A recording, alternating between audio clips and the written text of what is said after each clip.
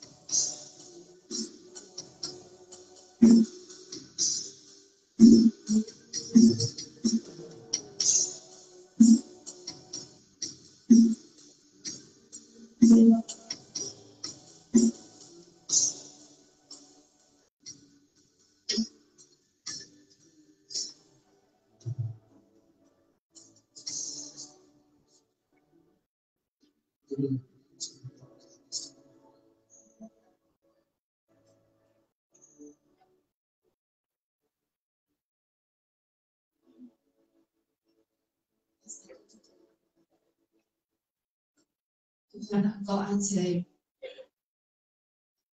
Tidak ada pribadi yang seperti Engkau. Maha agung dan maha mulia. Sungguh Tuhan, kami bangga memiliki Allah seperti Engkau, yang selalu mengasihi kami tanpa pamrih, Tuhan.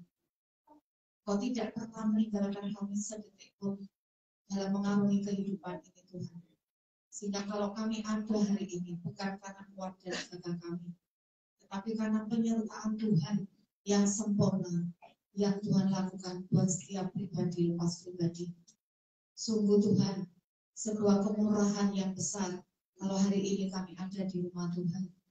Ada banyak orang di luar sana tidak peduli lagi dengan Engkau, Tuhan. Mereka sibuk dengan kegiatan mereka sendiri. Mereka tidak menyadari bahwa mereka memerlukan Engkau dalam hidup ini.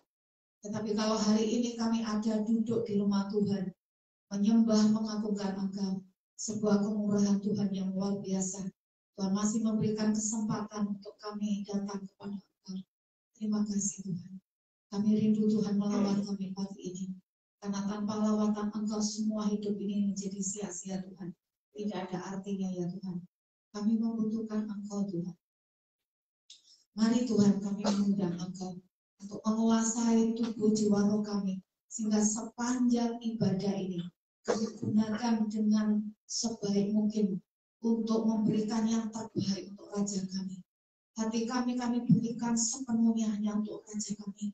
Pikiran kami hanya kami berikan untuk Raja kami jam-jam ini Tuhan. Karena Engkau layak untuk dipuji, layak disembah, layak diagungkan Tuhan. Kami tidak menggunakan waktu jam ini Tuhan untuk hal-hal yang lain. Mungkin melihat HP, melihat WA dan sebagainya. Tapi kami mau komitmen jam ini Tuhan. Kami persembahkan untuk Raja di atas segala raja. Terima kasih Tuhan. Mari kita mengangkat tangan. Kita mohon Tuhan berkenan untuk melawat sepanjang ibadah ini dan meneguhkan ibadah pada pagi ini. Bahwa pertolongan di dalam ibadah pada hari Sabat pagi ini datangnya dari pihak Allah yang telah menciptakan langit dan bumi dan yang tidak pernah meninggalkan perbuatan tangan kasih-Nya. Turunlah atas kita sekalian anugerah dan damai sejahtera yang berasal dari Bapa, Putra dan Roh Kudus akan melawat memberkati ibadah pada pagi hari ini di dalam nama Yesus. Kami serahkan seluruh rangkaian ibadah pagi ini. Semua yang percaya katakan amin. Selamat berbaik.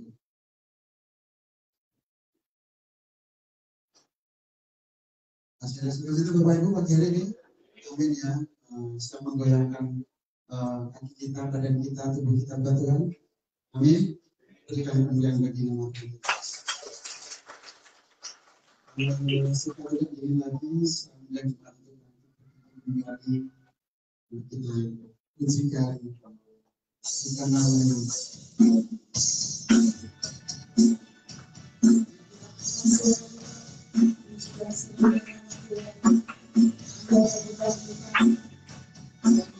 Yesus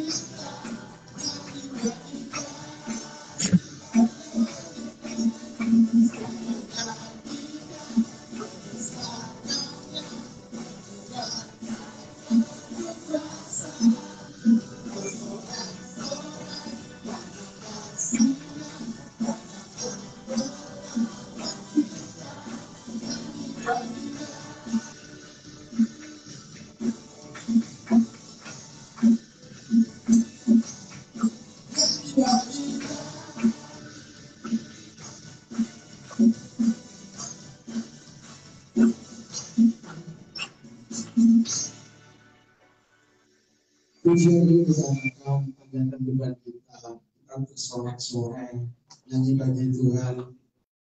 Lebih semangat lagi Bapak Ibu. Mari kita menari buat Tuhan, kita senangi buat Tuhan. Kita akan menyanyikan sekali lagi pujian. Haleluya, ku mau bersorak bagimu.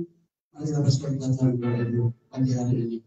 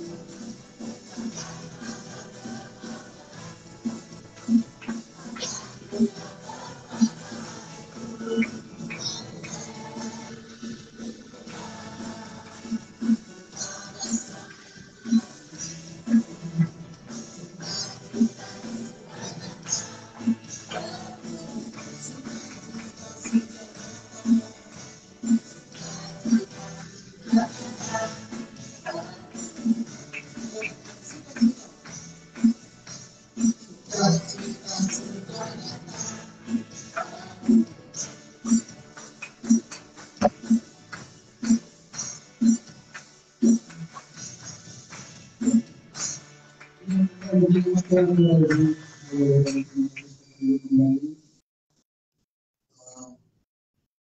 ada persembahan ya, Bapak Ibu Saudara yang dikasihi dalam Tuhan.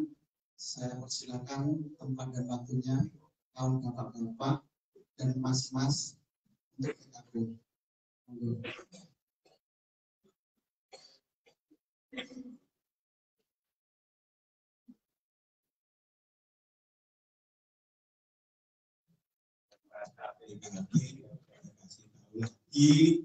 Dan diumumkan PKP menyanyi.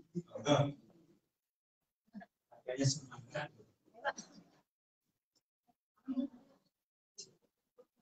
PKP menyanyi.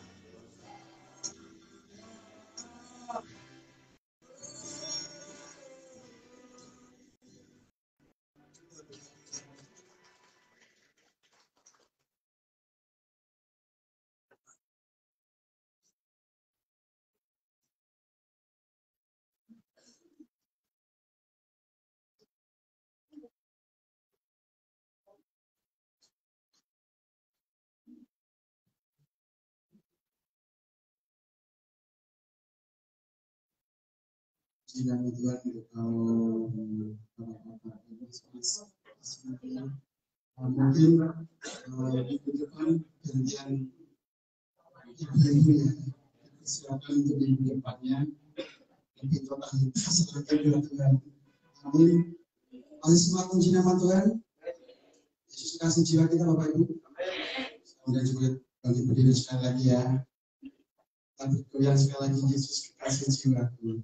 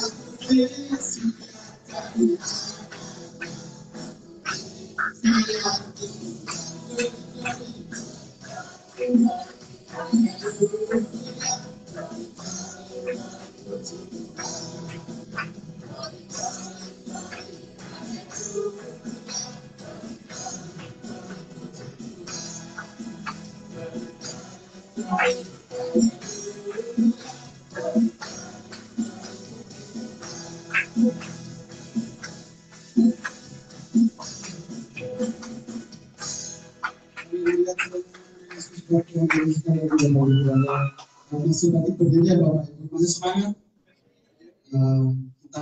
Kita itu enak, kita disekali sama Bapak Ibu. Sekarang kita diangkat jadi anaknya, kita ditebus dari dosa-dosa kita. Kurang enak apa coba itu Tuhan itu.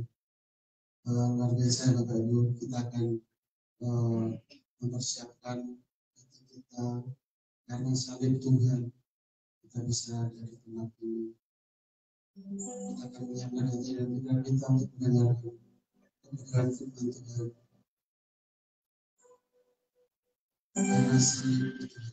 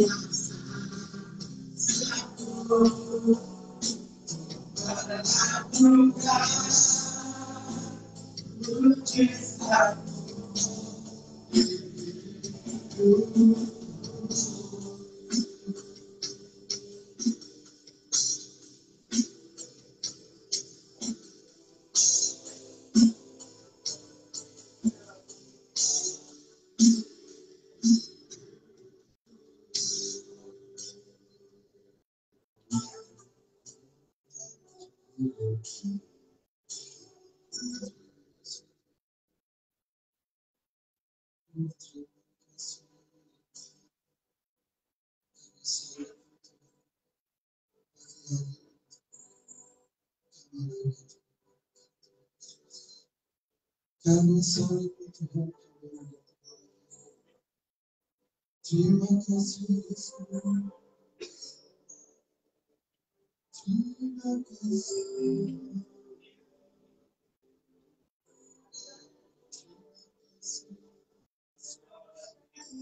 karena selalu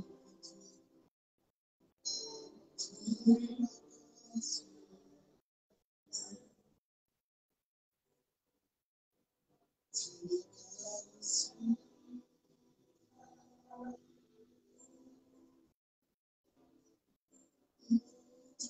kasih Yesus, terima kasih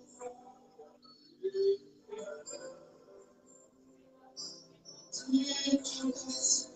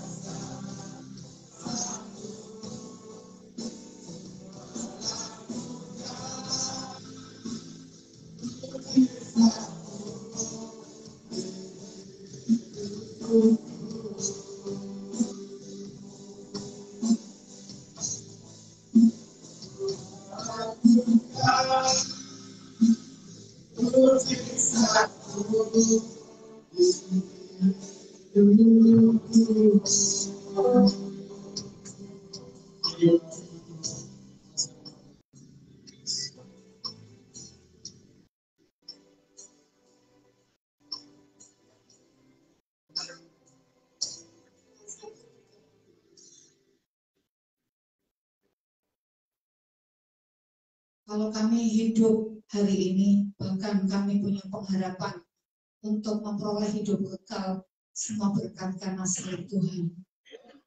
Karena Engkau rela disalib Tuhan, Engkau rela menderita, sehingga hutang dosa kami sudah terbayar lunas, dan janji Tuhan untuk memperoleh kekekalan itu pasti ya Tuhan. Terima kasih Tuhan karena Engkau sudah berkorban demi hidup kami Tuhan. Siapakah kami ini sehingga dibela oleh Tuhan? Oleh karena kasih Tuhan yang sempurna itu membela kami, orang yang berdosa, supaya setiap orang yang percaya kepadamu memperoleh surga kekal, surga yang indah dan maha mulia. Tuhan, kami mau belajar firman. Kami menyadari ada banyak kekurangan, keterbatasan di dalam hidup kami. Kami membutuhkan kuasa Roh Kudus untuk menerjemahkan di dalam rohani kami. Engkau akan menguasai setiap sidang jemaatmu. Setiap hati mereka dijamah oleh Tuhan, dilembutkan oleh Tuhan. Sehingga ketika firman ini ditabur, tidak ada yang mengeraskan hati. Tetapi mereka boleh tunduk kepada Engkau. Dan mereka boleh mau berubah oleh karena firman-Mu ya Tuhan. Urapi hamba-Mu yang sederhana, supaya dipakai Tuhan pagi ini untuk memberitakan pesan Tuhan kepada kami semua, sehingga kami semua boleh mendengar pesan itu dan melakukannya dalam kehidupan kami setiap hari, sehingga kami memperoleh lawatan Tuhan dalam hidup kami, keluarga kami masing-masing. Di dalam satu nama Yesus Allah kami yang ajaib, kami serahkan firman yang kudus pada pagi hari ini. Haleluya.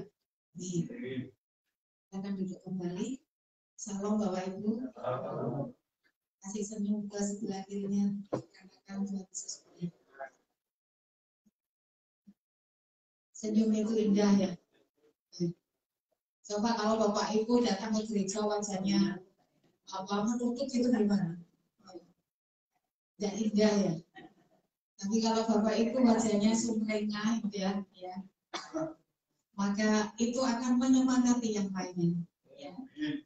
Karena karakter itu menular, berikan karakter yang terbaik. Amin.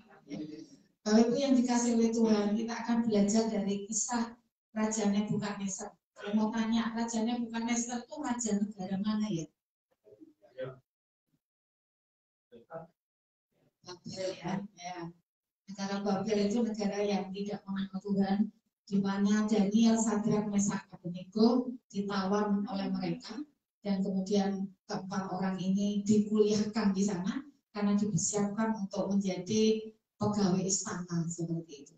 Dan kalau kita melihat kisah daripada Daniel, Sadrak, Mesak, Abednego, mereka ini adalah anak-anak Tuhan yang masih remaja dan mereka ini mandiri secara rohani ya. Dan apa sekalipun tantangannya berat, tetapi mereka boleh mengalami kemenangan. Sadrak, Mesak, Abednego dibakar di api tapi tidak terbakar. Daniel dilempar ke gua singa tapi singanya tidak mau makan ya. Semuanya itu karena Tuhan yang ajaib yang mereka sembah ya. Itu bukti iman mereka, bukti hubungan mereka dengan Tuhan yang begitu luar biasa membuat Daniel, Sadrak, Mesak, Abednego diselamatkan dari kematian seperti itu ya. Mereka masih diberikan hidup supaya Daniel, Sadrak, Mesak, Abednego menjadi saksi Tuhan di tengah-tengah negara yang tidak mengenal Tuhan ya. Bapak Ibu yang dikasih oleh Tuhan, kita sudah tahu tentang kisah Nebukadnezar, bagaimana Raja Nebukadnezar itu direndahkan serendah-rendahnya oleh Tuhan seperti itu. Dan kita akan belajar tentang kronologisnya supaya dari situ kita belajar ya. Kita belajar tentang kehidupan ini. Kekristenan itu bukan agama Bapak Ibu, tetapi kekristenan itu adalah sekolah kehidupan. Ya, kita ini sedang sekolah Bapak Ibu. Ya, namanya sekolah kehidupan. Ya. Jadi namanya sekolah berarti kita ini dapat pelajarannya gitu ya. Nah, siswa yang cerdas, yang bijak ya, pelajaran yang diberikan oleh gurunya itu apa? Dilakukan gitu ya. Dilakukan. Dapat PR dikerjakan ya. Kalau misalnya ada jam-jam ujian, mengikuti ujian, ini siswa yang bijak ya. Tapi siswa yang nggak bijak ya sudah nggak kerjakan PR, waktu ujian nggak ikut ujian seperti itu, sehingga akhirnya tinggal kelas seperti itu ya. Tetapi murid yang baik itu selalu nurut dengan gurunya ya. Murid yang baik itu selalu melakukan apa yang dikatakan oleh gurunya seperti itu. Nah, guru agung kita ini Tuhan Yesus ya.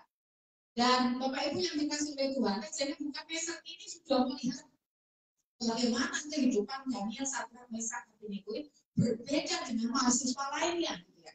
Dan mereka ini diberkati dengan kehidupannya sebenarnya. Dan Daniel, Sadrak, Mesak, Abednego ini sudah bersaksi bagaimana Tuhan yang mereka sembah. Ya, seperti itu. Ya, dia mengalami peristiwa yang begitu mengerikan, tetapi mereka selamat seperti itu. Ya. Tetapi Raja Nebukadnezar ini keras kepala, tegar tengkuk, kepala batu seperti itu ya, Bapak Ibu. Ya. Dan memang negara Babel itu negara yang besar pada zaman itu. Mungkin kalau sekarang itu mana ya? Amerika mungkin ya, atau daerah Uni Soviet gitu ya. Yang negara jadi negara superpower gitu ya. Ya. Siapa yang berani melawan Amerika dan gitu ya, melawan Rusia seperti itu ya, dibombardir sama Rusia dengan bom seperti Ukraina seperti itu ya. Zaman itu belum ditemukan bom, tetapi kekuasaan Raja Nebukadnezar itu begitu luas dan punya pengaruh yang besar ya. ditakuti oleh negara-negara lain termasuk Israel, dilululantakkan oleh Raja Nebukadnezar ya, oleh Babel itu, dan kemudian Yerusalem terjadi puing-puing saja ya, dan 4 orang yang empat pemuda yang bijaksana ini diangkut ya, diangkut untuk dijadikan nanti menjadi pegawai istana, karena 4 orang ini terkenal cerdas bijaksana seperti ini ya. Di sana itu bukan dihukum, bukan ditawan, tetapi mereka disekolahkan ya. Jadi mungkin sekolah tentang administrasi negara mungkin seperti itu kalau sekarang gitu ya, saudara. Ikatan dinas, jadi setelah kuliah selesai maka dia dipekerjakan di istana gitu ya. Dan mereka ini adalah orang pilihan Tuhan yang luar biasa, karena Alkitab mengatakan 10 kali lebih cerdas dari orang-orang yang ada di Babel. Bayangkan Bapak Ibu ya. Daniel, Sadrak, Mesak, Abednego yang takut Tuhan, cinta Tuhan itu dianugerahi 10 kali lebih cerdas dari orang-orang semua yang ada di Babel. Berarti levelnya ada di atas Babel. Ya, termasuk di atasnya raja itu, karena raja Babel seperti itu. Bayangkan itu. Kalau Tuhan mau memberkati anak-anaknya, itu bukan memberkati separuh, memberkati dengan angka sempurna, 10 kali lebih cerdas. Ya. Nah, mari kita akan lihat kronologis daripada dan Raja Nebukadnezar ini sampai direndahkan oleh Tuhan. Intinya raja ini sombong angkuh gitu, ya. Dan sebenarnya Tuhan ini memberikan kesempatan kepada Raja Nebukadnezar yang angkuh ini untuk bertobat gitu, ya.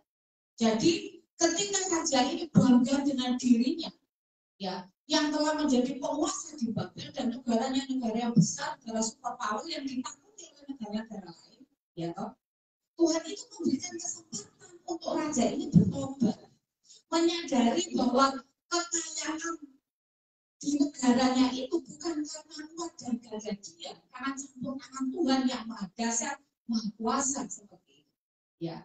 Sehingga nggak langsung direndahkan Bapak Ibu, ya. Tetapi Tuhan itu mengingatkan Raja Nebukadnezar melalui mimpi. Ya. Suatu hari raja ini mimpi. Ya. Apa mimpinya? Kita langsung baca mulai dari ayat 1. Pasal 4 ayat 1 terlalu panjang Bapak Ibu. Kita baca Daniel pasal 4.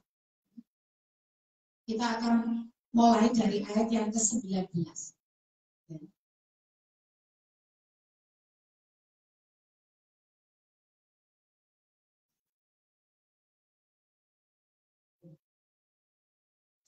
Sebelum baca itu Bapak Ibu, raja ini gelisah ketika mimpi gitu loh Bapak Ibu. Ya, biasanya mimpi seperti ini menggelisahkan hatinya, ya. Sehingga salah satu daripada mahasiswa yang ada itu Daniel yang bisa menerjemahkan ya arti daripada mimpi itu, karena Daniel ini adalah terkenal bijaksana gitu ya, dikasih karunia penglihatan ya, untuk melihat mimpi dan mengartikan mimpi. Itu satu-satunya dari mahasiswa yang ada ya, itu hanya Daniel yang bisa menerjemahkan mimpinya raja ya, karena Daniel ini diberikan hikmat oleh Tuhan luar biasa, bisa melihat mimpi ya, dan bisa mengartikan mimpi ya, seperti itu ya. Bapak Ibu yang dikasih oleh Tuhan, apa sih mimpinya raja ini ya? Kita akan baca di ayat 19. Mari kita baca bersama-sama. 1, 2, 3. Lalu berdirilah Daniel yang namanya Belsasar, tercengang beberapa saat, pikiran-pikiran yang menggelisahkan dia. Berkatalah raja, Belsasar, janganlah mimpi dan angan-angan itu menggelisahkan engkau. Belsasar menjawab, Tuanku, biarlah mimpi itu tertimpa atas musuh Tuanku dan maknanya atas seluruh Tuanku. Ya, karena Daniel ini melihat bahwa arti mimpi itu mengerikan, sehingga Daniel katakan, mudah-mudahan ini buat musuhmu, raja, bukan buat raja, seperti itu ya.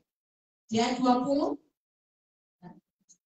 pohon yang Tuanku lihat itu, yang bertambah besar dan kuat, yang tingginya sampai ke langit dan yang terlihat sampai ke seluruh bumi, yang daun-daunnya indah dan buah-buahnya berlimpah-limpah, dan padanya ada makanan bagi semua yang hidup, yang di bawahnya ada binatang-binatang di padang, dan di dahan-dahannya bersarang burung-burung di udara. Jadi gini, mimpinya itu raja ini lihat pohon yang besar, tambah besar, tambah besar, tambah besar gitu Bapak Ibu.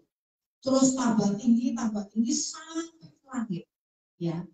Terus daun-daunnya itu apa namanya? Indah gitu ya. Ya, bukan daunnya sedikit enggak, daunnya itu kemeruyung gitu ya. Indah gitu ya. Terus buahnya itu melimpah-limpah. Ya, toh? Kemudian di bawah pohon itu ada binatang-binatang yang apa namanya dapat makanan dari pohon itu. Burung-burung semua ada di dahan-dahan itu menikmati apa yang ada di pohon itu semuanya. Ya, dan itu dilihat oleh apa namanya Raja Nebukadnezar. Terus apa artinya? Ya, Raja Nebukadnezar bingung. Maksudnya ini, kok saya lihat pohon yang besar, semakin tinggi sampai menjulang ke langit, ya, dahan-dahan yang banyak di situ, ada burung-burung yang ada di dahan itu, di bawahnya banyak binatang, yang mana melalui pohon itu, ya, semua yang hidup dapat makanan seperti itu. Ya. Kemudian Daniel mengartikan, tuanku, ya, pohon itu adalah tuanku, kerajaan tuanku. Di ayat 22 kali kita baca. Tuanku itu ya raja, tuanku yang telah bertambah besar dan kuat, yang kebesarannya bertambah sampai ke langit, dan yang kekuasaannya sampai ke ujung bumi. Jadi ini bagus, ya, menyenangkan hati raja. Jadi yang dimaksud pohon besar itu raja, itu tuanku. Nah, kerajaan Tuhanku semakin besar, semakin terkenal sampai ke ujung bumi. Nah, seperti itu. Kemudian setelah Nebukadnezar lihat pohon yang besar itu, ya, kemudian raja itu melihat seorang penjaga. Ya. Di ayat yang berikutnya mari kita akan baca. Ya. Ayat 23. 1, 2, 3. Tentang yang Tuhan Raja lihat, yakni seorang penjaga, seorang kudus yang turun dari langit, sambil berkata, tebalah pohon ini dan binasakanlah dia, tetapi biarkanlah tumbuhnya ada di dalam tanah, terikat dengan rantai dari besi dan tembaga, di rumput muda di padang, dan biarlah ia dibasahi dengan embun dari langit, dan mendapat bagiannya bersama-sama dengan binatang-binatang di padang, hingga sudah berlaku yang demikian atasnya sampai 7 masa berlalu. Inilah maknanya ya raja, dan inilah putusan yang maha tinggi mengenai tuanku raja. Jadi raja itu melihat, ya, ada seorang penjaga turun dari langit, ya, kemudian penjaga yang kudus ini berkata, tebang pohon ini, tinggalkan tunggulnya. Jadi tunggulnya itu yang bagian itu ya, bawah itu ya. Kemudian dikatakan, biarkanlah tunggulnya ada di dalam tanah, terikat dengan rantai dari besi dan tembaga, di rumput muda di padang, dan biarlah ia dibasahi dengan embun dari langit, dan mendapat bagian yang bersama-sama dengan binatang-binatang di padang, hingga sudah berlaku sampai dengan 7 masa berlalu. Dan artinya bahwa tunggulnya itu adalah Nebukadnezar, yang nanti dia dihalau oleh dihalau dari kerajaan, tinggal di padang, makanannya rumput, ya, seperti sapi, seperti lembu, selama 7 masa. Kalau 1 masa itu 1 tahun, berarti 7 masa berarti berapa tahun? 7 tahun. Bapak Ibu yang dikasih oleh Tuhan. Di ayat 25, Daniel mengatakan, mari kita baca bersama-sama. 1, 2, 3. Tuanku akan dihalau dari antara manusia, dan tempat tinggal tuanku akan ada di antara binatang-binatang di padang. Kepada tuanku akan diberikan makanan rumput seperti kepada lembu, dan tuanku akan dibasahi dengan embun dari langit. Dan dengan demikian akan berlaku atas tuanku sampai 7 masa berlalu. hingga Tuanku mengakui bahwa Yang Maha Tinggi berkuasa atas kerajaan manusia dan memberikannya kepada siapa yang dikehendakinya. Jadi Daniel itu sudah mengartikan Tunggul itu adalah Tuanku. Nanti Tuanku akan dihalau dari antara manusia. Tuanku nanti akan tinggal di padang bersama binatang-binatang dan pangeran Tuanku itu rumput. Dan Tuanku akan dibasahi oleh embun. Berarti tidak tinggal di rumah. Tinggalnya di mana, Bapak? Di padang. Bukan di pondok. Bukan. Di padang seperti binatang, Bapak Ibu. Tidak ada yuk-yukannya, Bapak Ibu. Ya. Sampai Tuanku mengakui Allah yang Maha Kuasa, yang Maha Tinggi, ya, yang berkuasa atas manusia, berkuasa atas kerajaan selama 7 masa. Sebenarnya dikasih penjelasan sudah jelas, Bapak Ibu. Tapi apa reaksi daripada Nebukadnezar? Tetap tinggi hati, Bapak Ibu. Ya, kemudian dia takut, terus merendahkan hati dan katakan, Tuhan ampuni saya. Kalau saya ini berdosa dan saya sombong angkuh karena saya jadi raja, ampuni saya Tuhan. Lewatkan Tuhan, ya. Mimpi yang sudah saya biarkan tidak terjadi dalam hidup saya. Tidak, Bapak. Ya.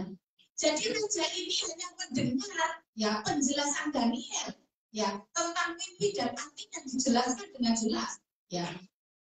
Bahwa nantinya ya yang dimasukkan tunggul yang biarkan tunggul itu dirantai dengan besi dan pembakar. Itu maksudnya Tuanku nanti diikat di sana seperti sapi. Bapak Ibu, makanannya luput seperti sapi selama 7 masa. Kalau 1 masa itu 1 tahun berarti 7 tahun. Tinggal di padang gurun memberikan. Ya karena keangkuhan kesombongannya itu sehingga Tuhan izinkan sampai seperti itu. Pada waktu Daniel ini menyampaikan arti mimpi itu, tidak langsung saja Nebukadnezar itu kemudian akan budinya hilang dan seperti binatang. Tidak, Bapak Ibu. Masih ada waktu, Tuhan kasih waktu 12 bulan. Bayangkan. 1 tahun Tuhan itu memberikan kesempatan untuk raja ini bertobat dan tidak berbuat dosa dengan kesombongannya, Bapak Ibu. Masih dikasih waktu 1 tahun, Bapak Ibu. Tetapi ternyata tidak ada perubahan. Inilah bukti kasih Tuhan, Bapak Ibu. Sekalipun kita salah, sekalian kita berbuat dosa, sekalian kita melanggar perintah Tuhan, sering Tuhan tidak langsung pukul kita. Betul. Tuhan masih memberikan waktu untuk kita ini diberi kesempatan untuk memperbaiki hidup kita, bertobat, sehingga Tuhan tidak jadi murka. Ingat nggak Niniwe? Ya, peristiwa Niniwe. Yunus kan yang diutus oleh Tuhan untuk pergi ke Niniwe. Ya, awalnya Yunus nggak mau melarikan diri di tengah perjalanan, kemudian kapal yang ditumpangi terjadi badai topan. Ya, semua bawaannya dibuang semua. Terus Yunus itu diinterogasi sama orang-orang yang ada di kapal itu. Yunus ngaku, iya karena aku kapal ini kena musibah. Ya, lemparkan aku supaya kapalnya kena. Yunus dilempar, langsung ditangkap sama ikan yang besar. Ya, 3 hari 3 malam Yunus di perut ikan. Di perut ikan itu Yunus berdoa, bertobat. Dimuntahkan Yunus. Ya, setelah dimuntahkan itu dia bilang apa Tuhan? Ya, aku mau pergi ke Niniwe. Nah, pada waktu di Niniwe apa yang dilakukan oleh Yunus? Yunus hanya menyampaikan 3 hari lagi Niniwe akan ditunggang balikan. 3 hari lagi Niniwe akan ditunggang balikan. Bapak Ibu, Yunus ini berjalan di kota Niniwe itu dengan mengatakan 3 hari lagi Niniwe akan ditunggang balikan. Karena Yunus ini disertai oleh Tuhan, sehingga perkataan Yunus ini diterima oleh raja dan masyarakat. Ya, kalau Yunus tidak disertai oleh Tuhan, orang akan menganggap Yunus itu gila. Bapak bayangkan, kalau saudara kemudian dikeliling di Ororogo, bilang gini, 3 hari lagi Ororogo ditunggang balikan, 3 hari lagi Orang bapak ikut balikan, cuma orang-orang yang lihat itu. Lo, saya jangan gitu ya. Wah, resikonya pun ngomong gitu kan. Ya. Tapi karena Yunus ini diutus oleh Tuhan, dan perkataannya itu perkataan Tuhan, jadi hanya ingin taat saja dengan Tuhan, maka perkataan itu dapat menggentarkan seluruh penduduk ini dan raja.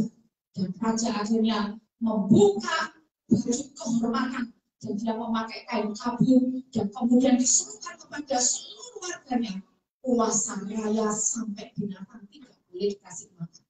Siapa tahu Tuhan kita ini berbelas kasih nggak jadi murka. Apa yang terjadi Bapak Ibu?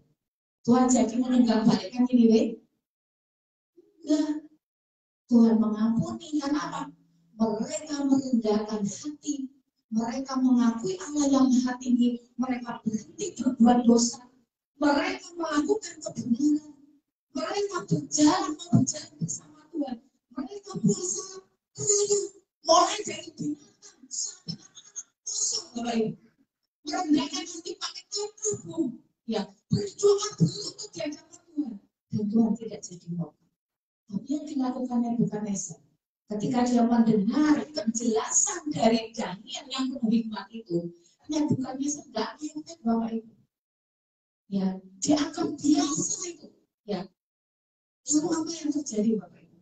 Lewat 12 bulan berlalu, ya, raja ini berjalan-jalan di atas istana. Mungkin istananya itu bertingkat di Bapak Ibu, sehingga bisa melihat seluruh area kerajaan yang begitu indah dan mewah. Lalu apa yang dilakukan oleh Raja Nebukadnezar? Kita akan lihat di ayat yang 30. Mulai dari ayat 29 ya. Kita baca sampai ke 30. 1, 2, 3.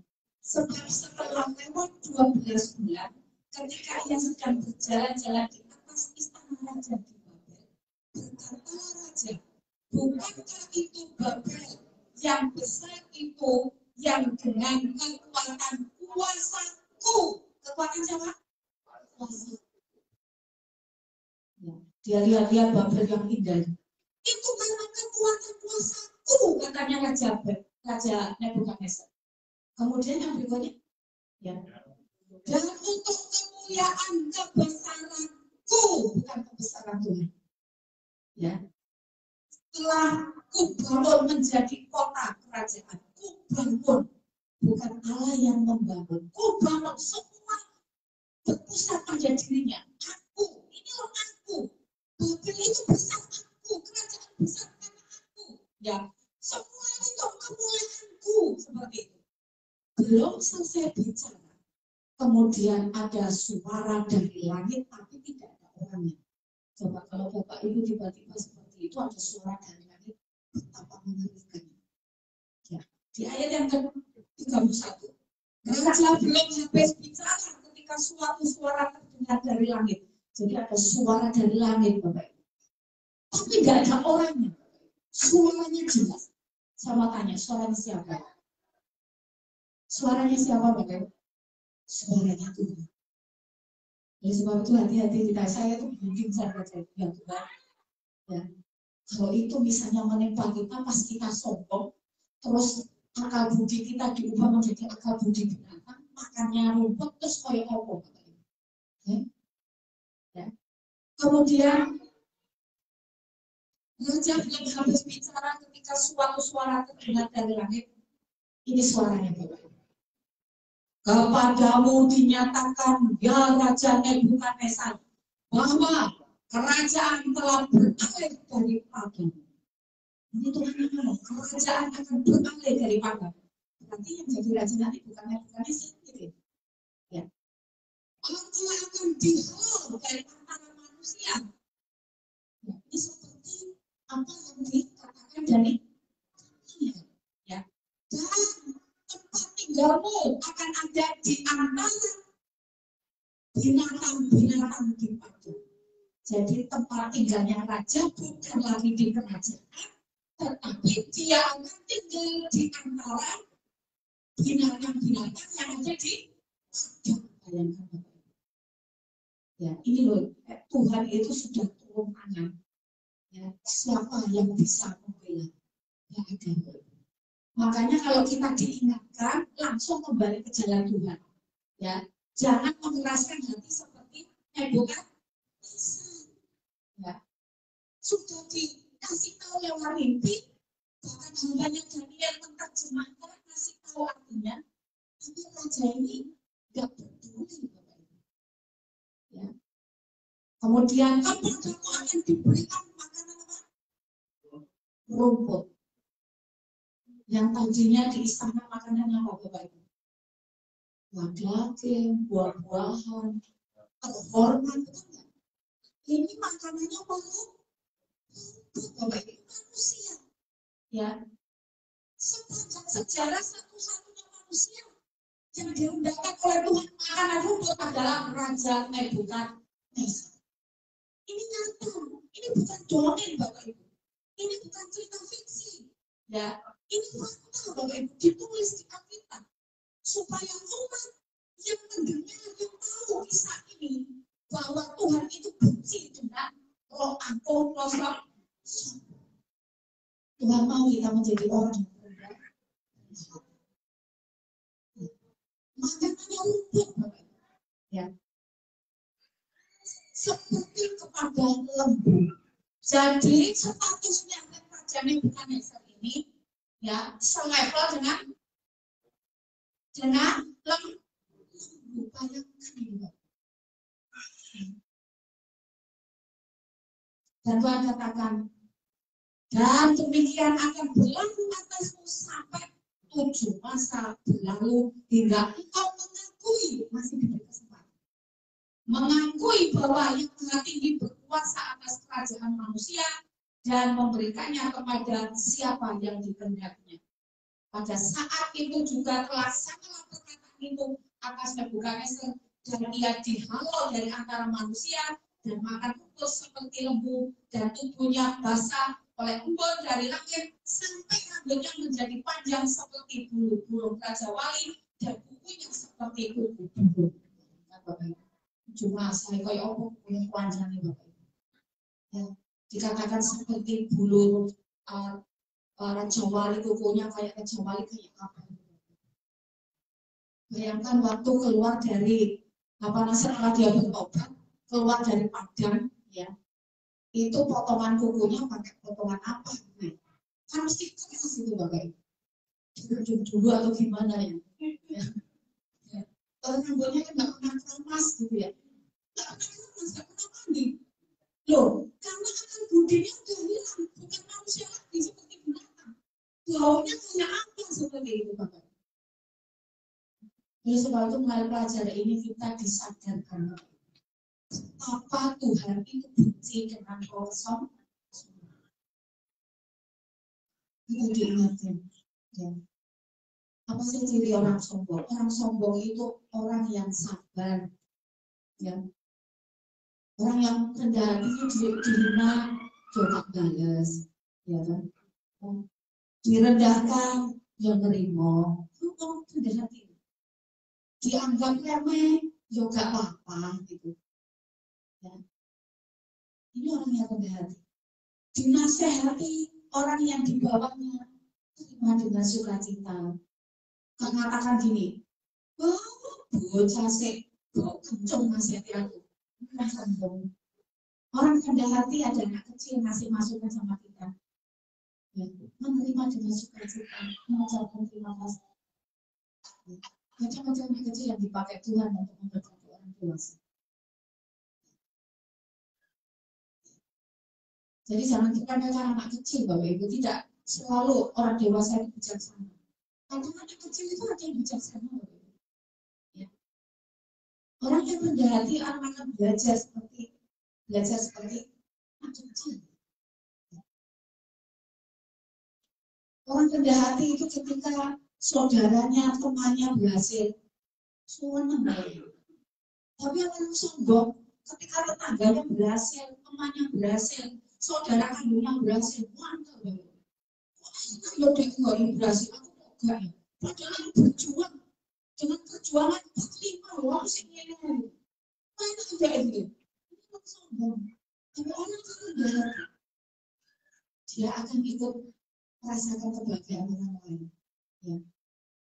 Mari kita koreksi diri kita, apakah saya termasuk orang yang sombong? Orang yang rendah hati melakukan pekerjaan yang dianggap rendah oleh orang umum. Bapak Ibu, kegengsi Bapak Ibu. Kegengsi.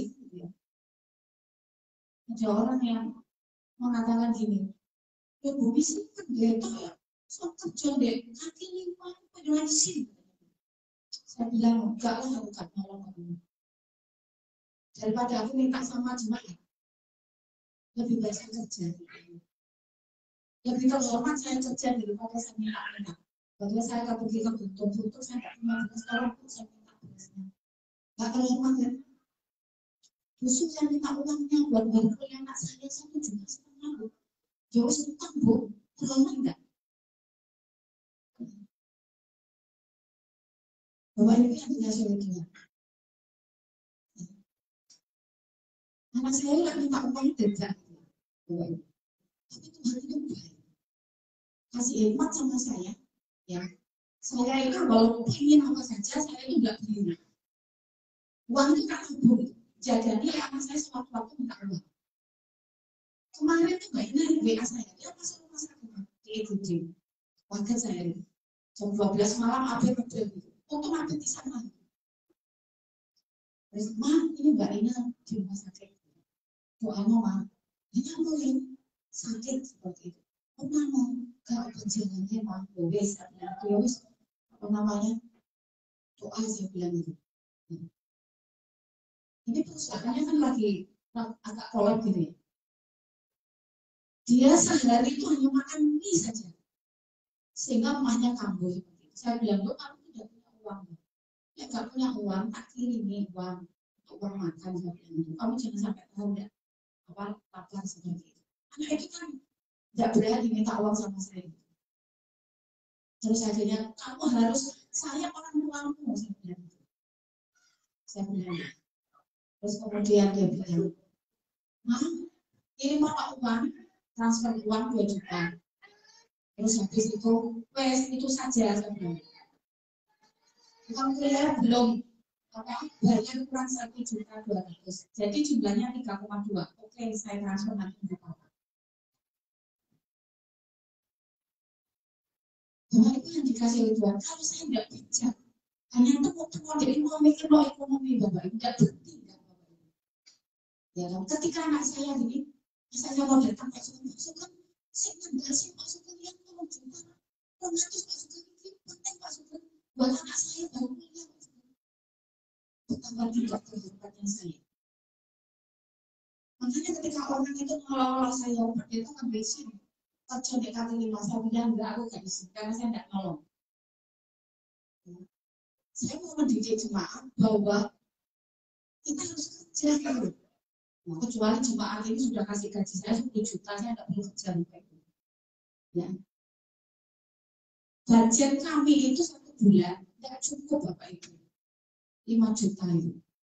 Ya, apalagi pada waktu anak-anak masih aktif kuliah gitu. Walaupun ada dapat biaya dari Pemkot, ya memang, tapi masih banyak yang harus kita bayar. Dan Tuhan pakai lapak yang kecil itu untuk memberkati kami. Lapak yang kecil, yang sederhana, yang sering menjadi cemoohan orang, itu yang memberkati. Dari situ Tuhan curahkan berkat seperti itu. Lalu apakah saya hanya jual saja? Tidak, Bapak Ibu. Ya. Ada waktu saya gunakan untuk melayani orang-orang yang ada di situ. Macam-macam orang di situ. Ya ada yang iseng-iseng gitu ya Bapak Ibu. Namanya orang kerja di kaki 5. Bu sampai kok ayu, ya Bapak orang itu yang mesti ayu Pak. Dan aku ganteng lucu Pak. Loh ini kan orang mau melakukan hal yang buruk. Lalu sikap saya Bapak Ibu benar Pak. Saya ayu benar Pak. Semua orang akan mengatakan ayu saya itu. Saya ini perempuan cantik. Ya Pak. Ya Bapak mengatakan saya tidak cantik jelek. Bapak menghina Tuhan saya. Itu dia langsung. Kok pintar ya Bu sampai aja. Loh iya harus pintar. Terus Bapak ngomong apa lagi? Saya kangen ibunya, nggak apa-apa, Bapak kangen saya kan sebatas kangen rindu untuk membeli nasi. Tapi kalau kangen yang lain, Bapak berdosa karena saya bukan muslim Bapak. Langsung tak ke situ. Doakan seperti itu langsung. Ya, dosa Pak. Orang dosa itu bukan mau. Ya, kalau Bapak bisa seperti itu, bukan pikiran itu kepada saya, Bapak nanti pulang dari sini masuk neraka. Itu ada firman-Nya, upah dosa mau. Tidak ada dosa kecil, dosa besar, dosa saya besar sih Bapak. Terus setelah itu orangnya berani nggak sama saya? Berani macam-macam. Injil sama saya. Gitu. Orang nggak berani kurang ajar sama saya. Sahabat itu ada yang memang seperti itu. Itu berjuang gitu. Ya, bapak-bapak itu. Saya katakan, jangan macam-macam. Ya, jangan macam-macam. Ya, hidup ini sebenarnya saya di sini boleh kangen Pak. Ya, bukan yang besar. Di sini saya boleh kangen, saya pendeta. Ya, karena saya punya dulu. Dan saya membantu keluarga supaya tercukupi semuanya. Seperti Bapak tidak bisa menyamakan saya dengan orang lain. Oke, sorry ya Pak, saya bilang itu.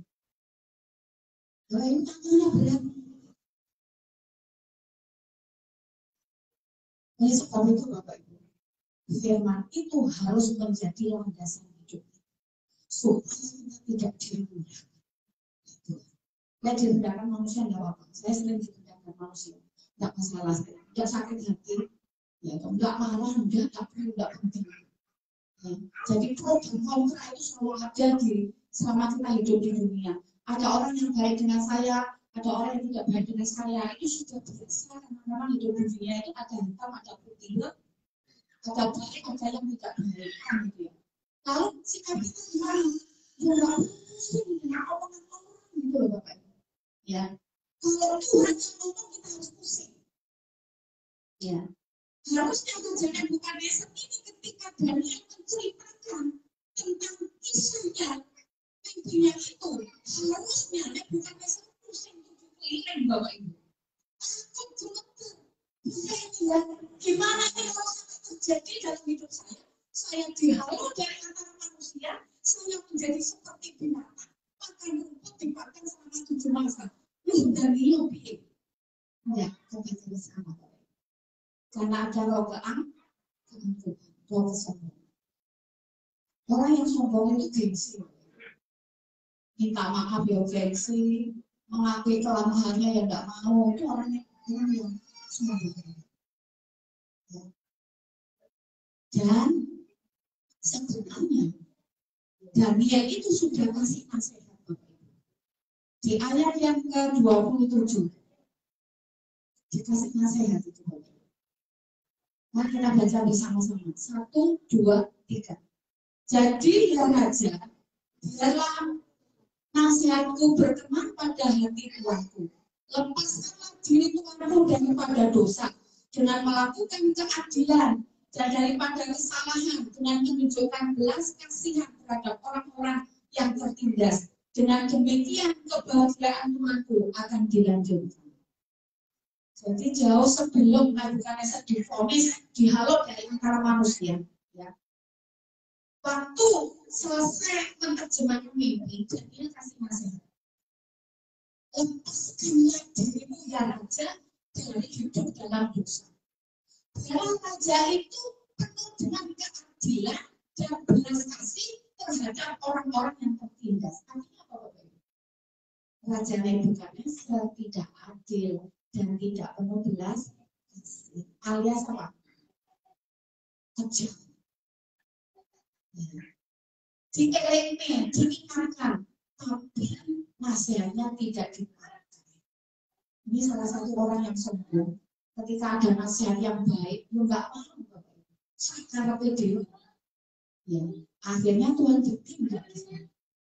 Ya, dihalau dan akhirnya dia makan rumput selama 7 masa. Tetapi Tuhan itu baik. Setelah lewat 7 masa, apa yang terjadi? Dikembalikanlah akal budinya ketika Nebukadnezar mengakui kekuasaan Allah yang maha tinggi, bahwa kerajaan bisa besar, ya kekuasaannya bisa besar, bukan karena dirinya sendiri, tapi karena Dia Tuhan yang berkuasa. Setelah itu kembali. Apa sih pelajaran yang bisa kita ambil dari kisah ini, Bapak Ibu? Kita ini bukan siapa-siapa, Bapak Ibu. Hanya debu. Kalau debu itu tidak dihembusi nafasnya Tuhan, maka debu tidak bisa apa-apa. Kalau manusia pertama Adam itu debu, dari debu, Bapak Ibu. Ya, karena ya kayak kita dulu waktu zaman saya SD itu buat patung gitu ya, dari tanah lempung dibuat patung seperti itu. Itu tanahnya bagaimana? Tidak sombong. Tetapi setelah Tuhan itu menghembuskan nafas di dalam diri Adam, maka di situ ada kehidupan. Jadi saya dan Bapak Ibu hanya duduk saja. Apa yang bisa kita sombongkan sih? Ya. Dulu saya itu waktu belum kerja itu cari uang Rp1.000 besarnya itu, Bapak Ibu. Bingung caranya piye untuk lihat duit saya mulai. Cari uang Rp1.000. Kemudian saya berdoa, Tuhan, ini nanti anak-anak kami mau sekolah, mau kuliah. Tolonglah berikan jalan keluar kepada kami. Apa yang bisa kami lakukan supaya kami tidak merepotkan keluarga, tidak merepotkan jemaat, tidak merepotkan banyak orang. Coba Bapak Ibu, kalau saya ini hamba Tuhan suka minta-minta. Pak Trian, bagianmu nanti bantu saya ya Pak Trian, misalnya 100.000. Untung nanti 100.000. Pak Sugeng 500.000. Bayangkan kalau seperti itu terus ini. Ya Bapak Ibu. Bapak Ibu punya pendeta yang suka minta-minta seneng. Jujur seneng enggak? Enggak seneng. Saya pun juga enggak seneng. Minta-minta gitu. Ya, seperti itu. Kemudian saya berdoa. Berdoa dikasih hikmat. Les jahit saya. Loh, les jahit itu tuh ya. Ada yang ngomong, loh, Bapak itu pendeta hamba Tuhan. Kok enggak ada les jahit ya kok? Yo, kayak golek duit saya bilang. Kamu kan buat golek duit kan enggak? Nanti ada orang terima jahitan, saya kan dapat uang seperti itu. Loh, kamu itu fokus sama pelayanan saja, nggak usah cari uang. Loh, yang Paulus saya bikin tangga loh. Ya, Paulus itu di atas saya. Saya itu di bawahnya Paulus banget. Rasul Paulus itu gembala senior, pendeta senior saya itu. Itu pun beliau bikin tenda. Ya, dijual untuk apa? Untuk dirinya sendiri dan untuk pelayanan. Gak merepotkan banyak orang. Bahkan dia punya hak untuk mendapatkan gaji, tapi dia nggak minta gaji itu dari jemaat. Dia bikin tenda saja. Jangan punya pikiran yang sempit saja. Ya benar, kalau sih jahit itu aku jahit baju dewe saja. Akhirnya kan pengeluaran saya kan berkurang karena apa? Uang yang harus dikasih sama penjahit saya nggak perlu seperti itu. Hanya beli kain saja sudah jadi baju berseragam anak-anak seperti itu. Ya ada yang komen seperti itu. Les jahit itu pengetahuan keterampilan. Ya seperti itu. Ya ada yang komen gitu. Ya saya nggak sakit hati. Ya ngomong kamu saya bilang gitu. Ya saya ketemu les jahit seperti itu. Bapak Ibu yang dikasih itu, Tuhan kasih hikmat. Sehingga mulai saya bisa mendapatkan rezeki itu. Ada orang mermak baju, Bu, kita tinggalan terserah Bu. Ya, sudah terserah dikasih 20.000, 25.000 hanya mermak ada lagi. Ya, saya tidak kasih tarif. Kadang tak kembalikan, jangan banyak-banyak. Wes mermak gini 5.000 aja. Boten ini bangun jajan ini sama apa? Waktu anak-anak masih kecil. Makanya kemarin itu khotbah di wanita itu salah satu istri yang cakap itu adalah istri yang senang bekerja. Ya istri gak senang bekerja bukan istri yang cakap. Istri yang cakap itu istri yang senang bekerja, istri yang senang melakukan kegiatan yang menguntungkan bagi keluarganya, yang kreatif supaya keluarganya tidak kekurangan. Makanya jangan alergi dengan bekerja. Ya sudah coba bujuk wae. Ya Bapak Ibu. Setiap orang dikasih talenta. Ya, seperti itu. Ya. Jangan punya pikiran yang sempit. Dia yang dikasih oleh Tuhan. Setelah Nebukadnezar sadar, maka dia dipulihkan. Mari kita akan lihat di sana. Di ayat 36. Kita baca bersama-sama. 1, 2, 3. Pada waktu kedudukanku kembali kepadaku, kembalilah juga kepadaku kebesaran dan kemuliaanku untuk kemakmuran kerajaanku. Para menteriku dan para pembesarku menjemput aku lagi. Aku dikembalikan kepada kerajaanku, bahkan kemuliaan yang lebih besar dari dahulu diberikan kepadaku.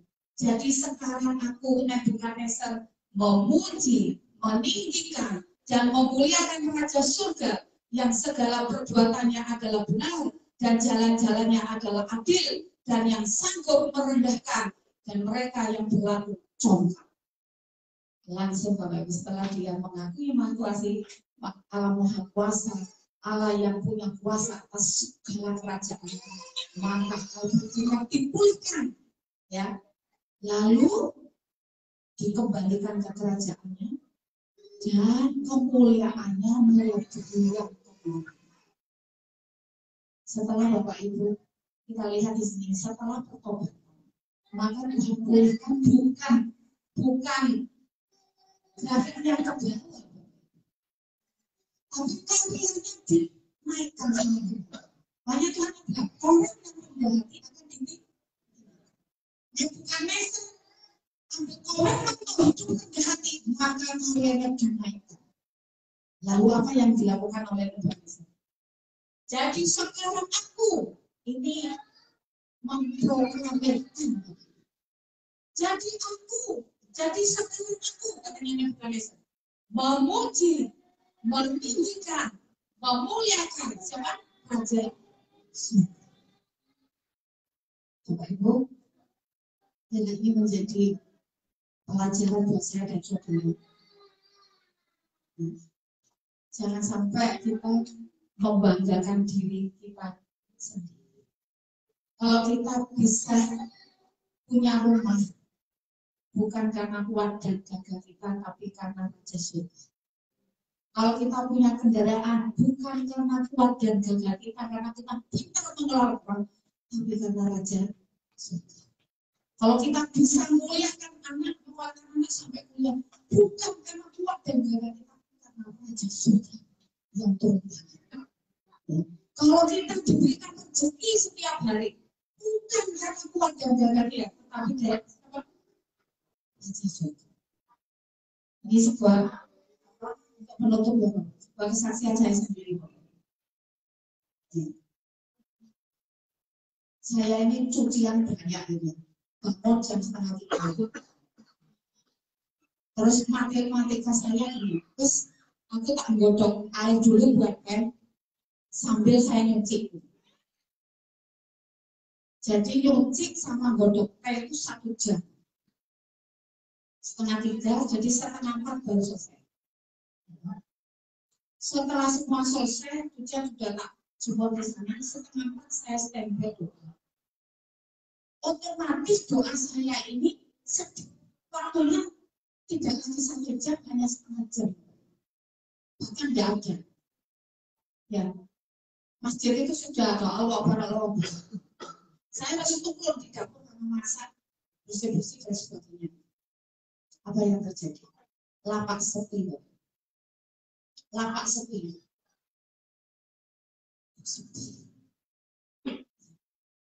Padahal ini bukan hari Kamis. Hari Selasa. Terus Tuhan ingatkan, kamu lebih mengutamakan gayamu daripada aku. Saya datang sama Tuhan ampuni saya. Ternyata lapak itu bukan karena saya ramah sama yang beli, bukan, tapi karena Tuhan hadir di situ sehingga Tuhan menggerakkan orang-orang untuk membantu. Saya bilang Tuhan ampuni saya. Saya bisa nggak berdoa macam-macam sama Tuhan. Saya bangun, ya. Kemudian saya berlutut di hadapan Tuhan, menyembah Tuhan. Minimal paling nggak 1 jam. Hanya menyembah dan mengucap syukur. Hanya menyembah dan mengucap syukur. Doanya hanya sedikit, Bapak. Paling saya doa untuk bangsa dan negara, lokal dan jemaat supaya sepanjang hari itu setiap jemaat dirawat Tuhan, diberkati, dikuatkan imannya, bekerja dapat rezeki. Tapi yang banyak saya bersyukur mengenai dan apa yang terjadi. Maka itu lancar. Kemudian saya berpikir, oh ternyata kuncinya itu ketika saya berlutut di hadapan Tuhan, di situ Tuhan bekerja dengan luar biasa. Tetapi ketika saya ini lebih mengutamakan yang lain, ya kan? Maka Tuhan tidak bekerja di sana. Mengalami kesulitan. Sehingga menjadi pembelajaran bagi saya Tuhan. Ya, berkatilah Pak itu, karena gini Bapak, kalau seperti itu kasihan yatim Bapak. Saya sih tidak rugi itu. Ya, cuma saya tidak dapat uang. Tapi yang itu rugi Bapak. Rugi uang, rugi tenaga, bangun pagi tidak dapat uang seperti itu. Kasihan. Saya minta belas kasih Tuhan, masa minta belas kasih. Mereka yang nitip itu mengharapkan dapat rezeki. Tuhan tolong supaya lapaknya kau buat laris ya Tuhan. Sekalipun mungkin di lapak lain sepi, tapi biarlah Tuhan akan berkati lapak lagi. Ini pembelajaran yang luar biasa. Makanya saya bangun pagi, ya, langsung saya berlutut di hadapan Tuhan. Dan situ Tuhan bekerja luar biasa. Ya. Jadi Bapak Ibu, mari kita belajar dari pengalaman hidup Raja Nebukadnezar. Kedepankan rendah hati, ya. Sirnakan dari roh kesombongan dan keakuan. Ya, caranya gimana supaya kita tidak sombong? Yo lihat diri kita ini, aku kita bukan siapa. Saya menjadi siapa karena saya menjadi seperti ini karena dia yang bekerja. Ya. Bukan karena kuat dan gagah saya, tetapi karena aja surga yang berkenan mendekati saya. Itu harus menjadi prinsip hidup kita, sehingga kita tidak menjadi sombong. Itu hal yang berkati. Akan menjadi perjamaah suci, dan akan mendekati perjamaah suci pada pagi hari. Mari kita satu Tuhan, saya bersyukur untuk firman Tuhan. Biarlah kami diberikan kepenuhan hati. Engkau akan tolong kami supaya firman ini kau menerangkan dalam hati.